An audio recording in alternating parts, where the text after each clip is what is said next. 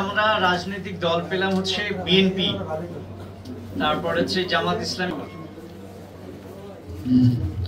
আমি মাওলানা ইসলাম বাংলাদেশ নারায়ণগঞ্জ জেলার প্রচার সম্পাদক।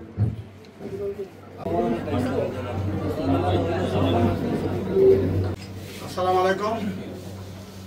আমি ছাত্র জনতার গণ আন্দোলন, আমাদের 18 বছরের সংগ্রাম।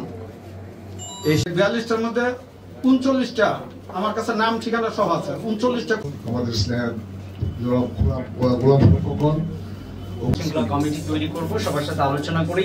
ট্রাফিক জ্যাম কালকে আমি দেখতে গিয়েছিলাম, গাড়িটা দূরে লেয়ারে ফুটপাত তারা দখল করে আছে ওখানে। আমি এখানে অনেক কিছু বলে গেলাম, কিন্তু যেটা আমি নিজেই বিশ্বাস করি না।